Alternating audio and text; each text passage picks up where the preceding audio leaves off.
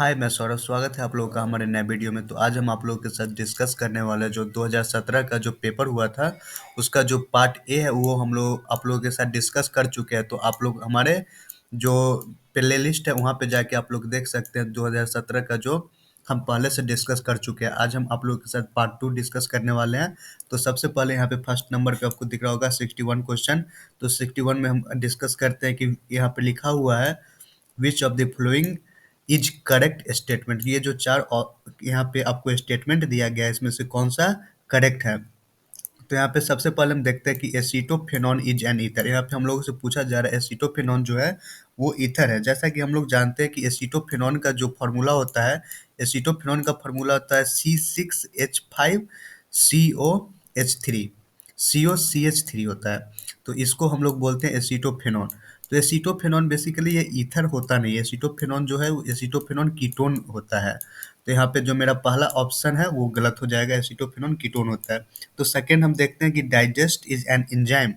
जो डाइजेशन का जो प्रक्रिया होता है वो एंजाइम के थ्रू ही होता है। तो यहाँ पे जो हम लोग का बी जो ऑप्शन है, डाइजेशन ऑफ एन एंजाइम, ये सही है। तो यहाँ पे जो तीसरा बचता है उसको भी हम देख लेते हैं कि गलत है। तो गलत किसके कारण से है। तो यहाँ पे आप लोग देख सकते हैं कि यहाँ पे लिखा हुआ है साइक्लोहेप्टेन इज एन एरोमेटिक कंपाउंड। जैसा कि साइक्लोहेप्टेन है ये एरोमेटिक कंपाउंड नहीं होता है, जैसा कि इसका फार्मूला है।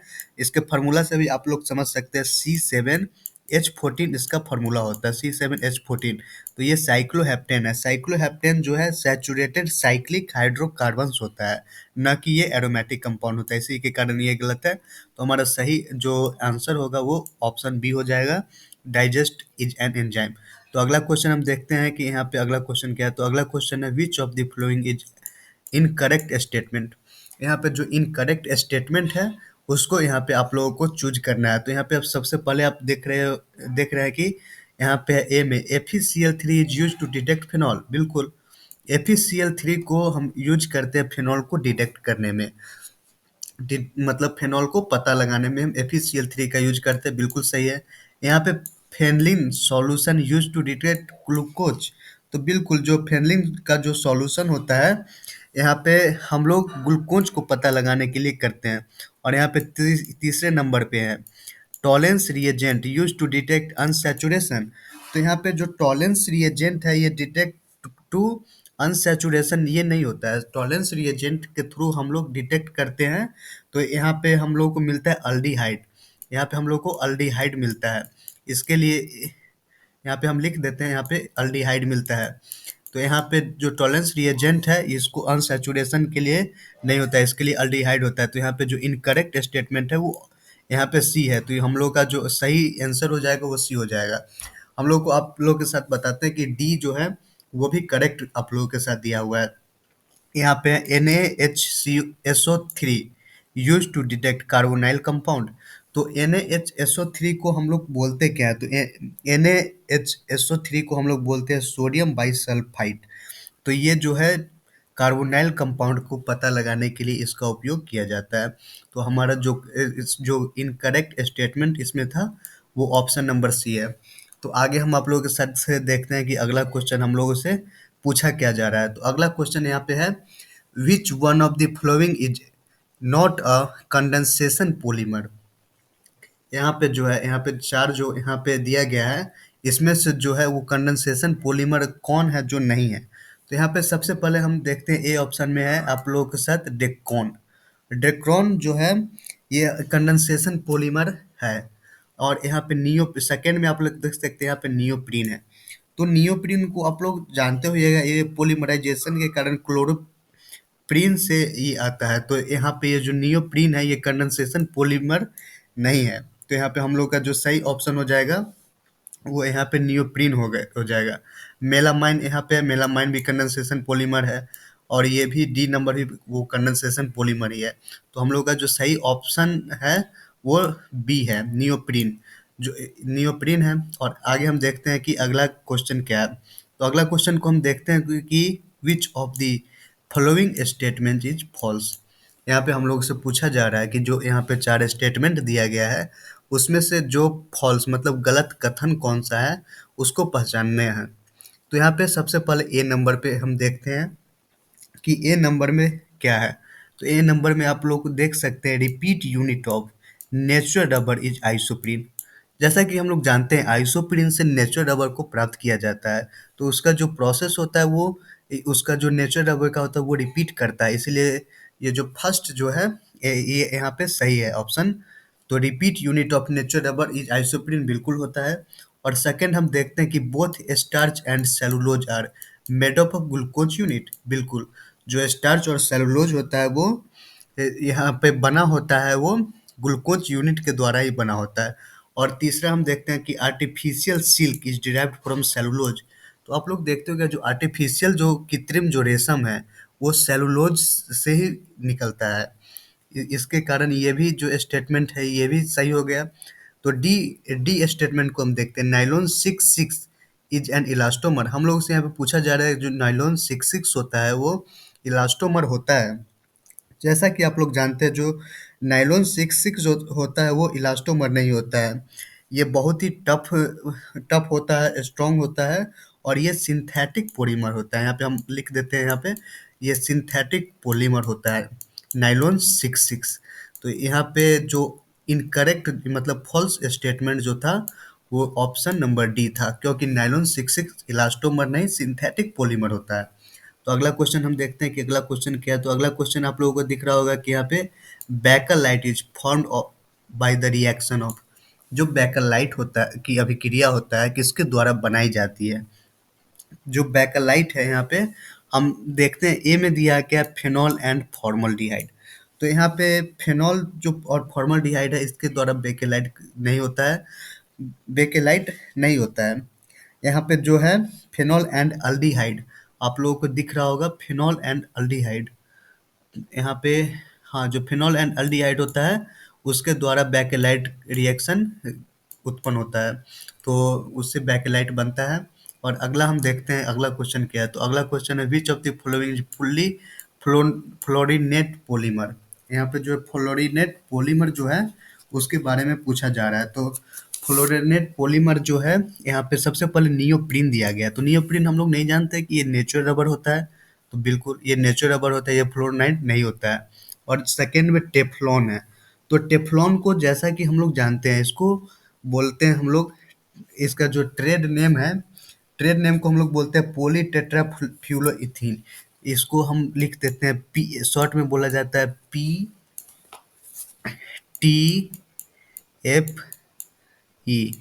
ये जो होता है पॉलीटेट्राफ्लोरोइथीन, ये होता है फुल्ली जो होता है ना फ्लोरिनेटेड पॉलीमर होता है। तो यहाँ पे हम लोग का जो सही ऑप्शन हो जाएगा यहाँ पे टेफ्लॉन हो जाएगा। अगला तो टेफ्लॉन यहाँ पे हो गया। हम लोग पीवीसी जानते हैं कि पॉलीविनाइल क्लोराइड होता है। तो आगे हम देखते हैं कि अगला क्वेश्चन क्या है। तो अगला क्वेश्चन है कि आप लोगों से पूछ रहा है कि which of the following is an polyamide. मतलब यहाँ पे जो चार दिया गया है इसमें से कौन सा है जो फ्लोरीअमाइड है। तो फ्लोरीअमाइड में टेफ्लॉन, टेफ्लॉन को अभी ही हम डिस्कस करके आए कि आप ऊपर में आप लोगों के साथ ये फुल्ली फ्लोराइड होता है, तो ये पॉलीअमाइड नहीं हुआ। यहाँ पे सेकंड नंबर पे आप लोगों को दिया गया है नाइलॉन सिक्स सिक्स। तो नाइलॉन सिक्स सिक्स के बारे में हम लोग जानते हैं कि नाइलॉन सिक्स सिक्स जो होता है वो सिंथेटिक पॉलीमर होता है, जो कंडेंसेशन होता है उसके कारण इसमें पॉलीअमाइड भी आता है। इसी के कारण हम लोग का जो सही आंसर हो जाएगा वो बी हो जाएगा, answer number B, nylon six six synthetic polymer, इसके साथ पॉलीअमाइड भी होता है।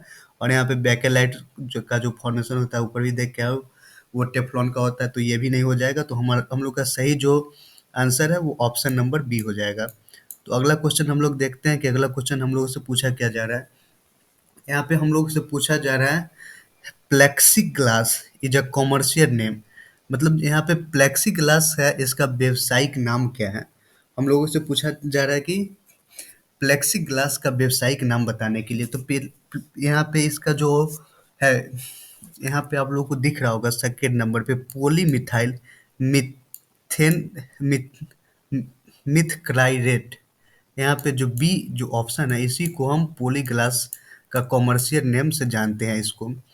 अगला क्वेश्चन हम देखते हैं कि यहाँ पे दिख रहा होगा 69 नंबर पे, 69 नंबर पे जो क्वेश्चन है यहाँ पे है, among the cellulose polyvinyl chloride PVC nylon and natural rubber. The polymer in which intermolecular force of attraction are weakest, मतलब यहाँ पे जो चार है तो उसमें किसमें इंटरमोलिकुलर फोर्स ऑफ एट्रैक्शन होता है वो सबसे कम होता है। तो सबसे कम होता है तो यहाँ पे सबसे पहले यहाँ पे दिया गया नाइलॉन 66। तो नाइलॉन 66 जो होता है मतलब ये सिंथेटिक पॉलीमर होता है, इसका इंटरमोलिकुलर जो फोर्स होता है वो कम नहीं होता है। यहाँ पे पीवीसी पॉलीविनाइल क्लोराइड, इसका भी जो इंटरमोलिकुलर फोर्स होता है ये भी यहाँ पे कम नहीं होता, वीकेस्ट नहीं होता है। यहाँ पे जो नेचुरल रबर आपको दिख रहा है मतलब ऑप्शन नंबर सी, इसका जो इंटरमोलिकुलर जो फोर्स होता है वो वीकेस्ट होता है, क्योंकि ये नेचुरल रबर है और ये आइसोप्रीन के द्वारा हम लोगों को मिलता है। तो यहाँ पे जो सही ऑप्शन हो जाएगा वो सही ऑप्शन सी हो जाएगा, नेचुरल रबर। और अगला क्वेश्चन हम देखते हैं 70।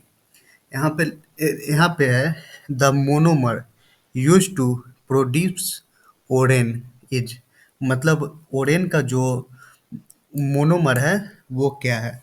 तो यहाँ पे हम लोग देख सकते हैं कि ओरोन CH2, यहाँ पे सबसे पहले CH2CHF जो है ये यहाँ पे ये जो है ये फ्लोरोइथीन होता है, इसके द्वारा प्रोड्यूस किया जाता है पॉलीमर पीवीसी, मतलब इसके द्वारा होता है पीवीसी मतलब पॉलीविनाइल क्लोराइड को प्रोड्यूस किया जाता है, इसके द्वारा ओरेन को यहाँ पे प्रोड्यूस नहीं किया जाता है, इसके कारण ये नहीं होगा।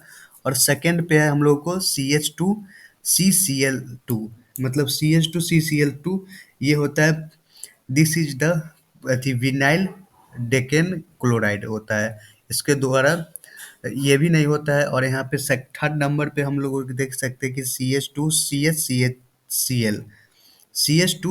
सी एल जो होता है हम लोगों को यहाँ पे जो देखने को मिल रहा है, जो ये इसमें क्लोराइड ग्रुप है, क्लोराइड जो ग्रुप होता है ये ये भी नहीं होता है, ये तो विनाइल क्लोराइड का ग्रुप हो जाता है, जिसको पीवीसी भी बोला जाता है, विनाइल क्लोराइड क्लोरीन ग्रुप है, इसके कारण ये भी तीसरा ऑप्शन भी नहीं होगा। और यहाँ पे चौथा पे आप लोगों को दिख रहा होगा CH2 double bound CHCN, CH2 double bound CHCN है, इसका ट्रेड नेम है polyamide and which is found in the acrylonitrile. Acrylonitrile का आप लोग नाम जानते होइएगा, एक्राइलोनाइट्राइल हम लिख सकते हैं यहाँ पे एक्राइलोनाइट्राइल। एक्राइलोनाइट्राइल होता है जो है ना वो यहाँ पे CH2 डबल बाउंड CHCN के द्वारा ही होता है। तो यहाँ पे जो ऑप्शन नंबर डी है वो CH2 डबल बाउंड CHCN ये इसका मोनोमर है जो प्रोड्यूस करता है ओरोन को। और 71 नंबर पे जो क्वेश्चन है यहाँ पे हम उसको भी देख लेते हैं कि यहाँ पे आप लोगों से पूछा गया है ग्लास इज, मतलब आप लोगों से पूछा गया है ग्लास क्या है। तो ग्लास क्या है, तो यहाँ पे चार ऑप्शन दिया गया है हम लोग को। फर्स्ट ऑप्शन है पॉलीमेरिक मिक्सचर, मतलब ग्लास का पॉलीमेरिक मिक्सचर है। तो जैसा कि हम लोग जानते हैं कि ये पॉलीमेरिक मिक्सचर नहीं है, वो क्यों नहीं है, क्योंकि जो पॉलीमेरिक मिक्सचर जो होता है ये सॉलिड मटेरियल होता है और ये जो बना होता है ये सिलिका से बना होता है। पॉलीमेरिक मटेरियल सिलिका से बना होता है, हम यहाँ पे लिखते हैं सिलिका। ये पॉलीमेरिक मिक्सचर सिलिका से बना होता है और हार्ड होता है, इसका प्रॉपर्टी है जिसके कारण ये ग्लास नहीं होता है। और सेकंड नंबर पे हम लोग देख सकते हैं जेल, जेल दिया गया है। तो जेल जो होता है सेमी सॉलिड पॉलीमर होता है, जेल होता है ये सेमी सॉलिड पॉलीमर। तो सेमी सॉलिड जो पॉलीमर होता है वो भी ग्लास नहीं होता है, तो जेल भी नहीं हुआ। तो थर्ड नंबर पे हम लोग को देखने को मिल रहा है तो ये सुपर कोल्ड लिक्विड, जो सुपर कोल्ड लिक्विड होता है वो ग्लास होता है। वो ग्लास क्यों होता है, इसका इसका रीजन है कि सुपर कोल्ड जो लिक्विड होता है वो एमरफस सॉलिड होता है, जो नॉन क्रिस्टलाइन स्ट्रक्चर का होता है। इसी के कारण जो ग्लास है वो सुपर कोल्ड लिक्विड होता है। तो यहाँ पे जो ऑप्शन नंबर सी है वो करेक्ट हो जाएगा। तो यहाँ पे हम लोग आप लोगों के साथ पार्ट 2 केमिस्ट्री का डिस्कस किया। ऐसे ही हम जो अगला जो क्वेश्चन से बचा हुआ है उसको पार्ट बाय पार्ट हम लाएंगे, और इसके साथ ही जो केमिस्ट्री हो उसके बाद हम बायोलॉजी और सारे सब्जेक्ट को लाएंगे। तो हमारे चैनल पे नए हैं तो हमारे चैनल को लाइक कीजिएगा, सब्सक्राइब कीजिएगा तथा अपने दोस्तों के साथ शेयर कीजिएगा। तब तक हमारे वीडियो देखने के लिए धन्यवाद।